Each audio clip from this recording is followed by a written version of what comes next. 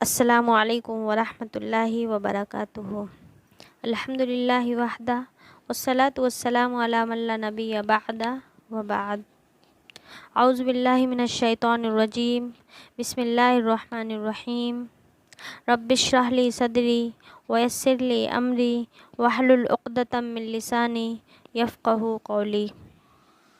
رسول صلی اللہ علیہ وسلم کا دور رضاعت، یعنی آپ کا دودھ پلانے کا زمانہ۔ تمام مورخین کے نزدیک مشہور ہے کہ آپ صلی اللہ علیہ وسلم کو دودھ پلانے والی خواتین میں سے ممتاز خاتون حلیمہ بنت ابی ذؤیب سعدیہ ہیں۔ وہ آپ صلی اللہ علیہ وسلم کو اپنے ساتھ اپنی قوم بنو سعد کے علاقے میں لے گئیں اور آپ ان کے پاس 4 سال رہے۔ پھر وہ آپ کو واپس آپ کی والدہ محترمہ کے پاس چھوڑ گئیں۔ حلیمہ کے دودھ پلانے اور ان کے یہاں آپ صلی اللہ علیہ وسلم کے رہنے کا واقعہ ابن اسحاق نے بیان کیا ہے۔ مورخ ابن اسحاق کے الفاظ یہ ہیں کہ رسول صلی اللہ علیہ وسلم کی رضاعی ماں حلیمہ بنت ابی ذؤیب سعدیہ بیان کرتی ہیں کہ میں اپنے خاوند کے ساتھ اپنے علاقے سے نکلی۔ میرے ساتھ میرا ایک دودھ پیتا بچہ تھا۔ ہمارے خاندان بنو سعد بن بکر کی اور بھی بہت سی عورتیں تھیں۔ ہمارا مقصد دودھ پینے والے بچے تلاش کرنا تھا۔ ان دنوں قحط پڑا ہوا تھا۔ ہمارے پاس کھانے پینے کی کوئی چیز بچی نہیں تھی۔ میں اپنی چتکبری گدھی پر سوار تھی۔ ہمارے ساتھ ہماری ایک اونٹنی بھی تھی، مگر اللہ کی قسم وہ دودھ کا ایک قطرہ نہیں دیتی تھی۔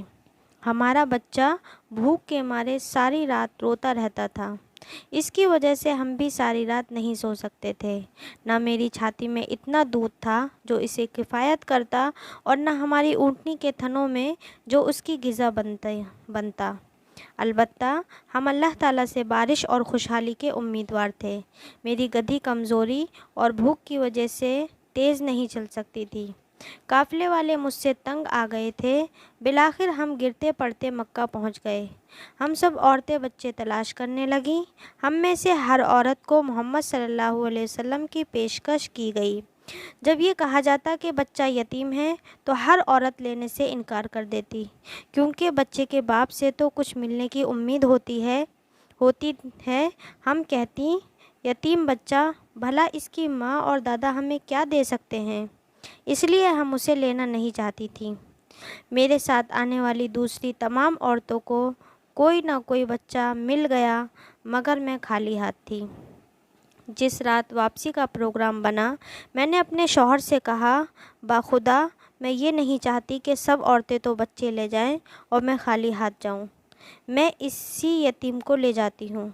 میرے شوہر نے کہا، کوئی حرج نہیں، لے چلو، شاید اللہ تعالیٰ ہمارے لیے اسی میں برکت رکھ دے۔ میں اسے لے آئی۔ اللہ کی قسم میں نے اسے مجبوراً لیا تھا، کیونکہ مجھے کوئی اور بچہ نہیں ملا تھا۔ جب میں محمد صلی اللہ علیہ وسلم کو لے کر اپنے خیمے میں واپس آئی اور اس کا منہ پستان سے لگایا تو دودھ اترنے لگا اور اس نے پیٹ بھر کر دودھ پیا۔ میرے بچے نے بھی خوب سیر ہو کر دودھ پیا اور دونوں سکون سے سو گئے۔ جبکہ اس سے پہلے ہمیں نیند ہی نہیں آتی تھی۔ میرا خاوند اپنی اونٹنی کی طرف بڑھا تو دیکھا کہ اس کے تھن دودھ سے بھرے ہوئے ہیں۔ اس نے خوب دودھ دوہا۔ اس نے بھی سیر ہو کر پیا اور میں نے بھی۔ الحمدللہ ہم سب خوب سیراب ہوئے اور ہماری وہ رات عرصہ دراز کے بعد خوب اچھی گزری۔ میرے شوہر کہنے لگے، حلیمہ، اللہ کی قسم سچ پوچھوں تو تم نے بڑی مبارک روح حاصل کی ہے۔ میں نے کہا، اللہ کی قسم میرا بھی یہی یقین ہے۔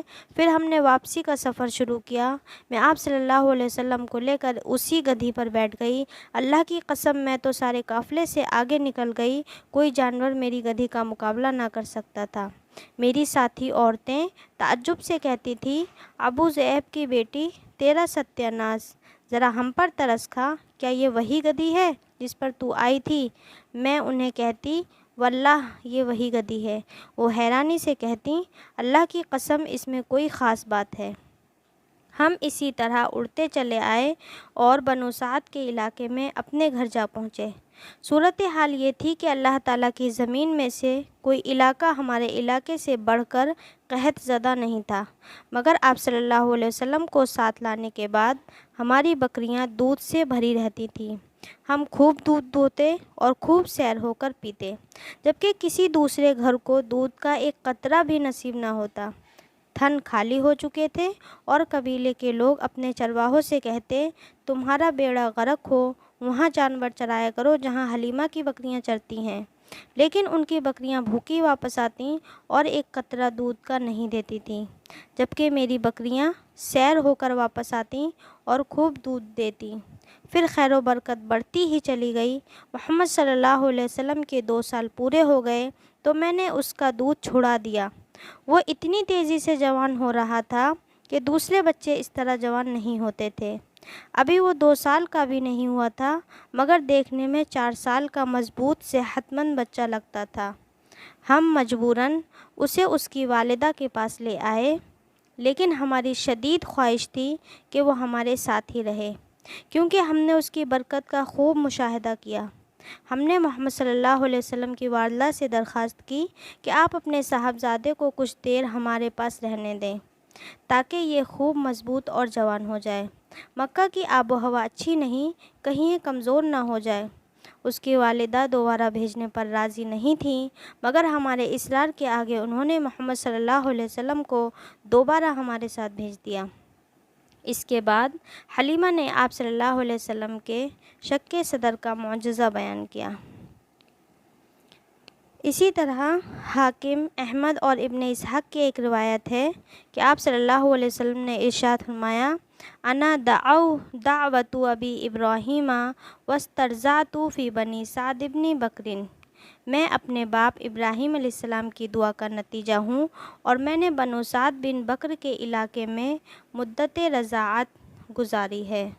یہ بات ہر شک و شبہ سے بالا ہے کہ رسول اللہ صلی اللہ علیہ وسلم نے بنو سعد کے صحرائی علاقے میں مدت رضاعت بسر کی تھی، کیونکہ صحیح مسلم کی روایت ابن اسحاق کی روایت کی اس حد تک تو تائید کرتی ہی ہے کہ رسول اکرم صلی اللہ علیہ وسلم کے شق صدر کا واقعہ بنو سعد کے علاقے میں رضاعت کے دوران پیش آیا تھا۔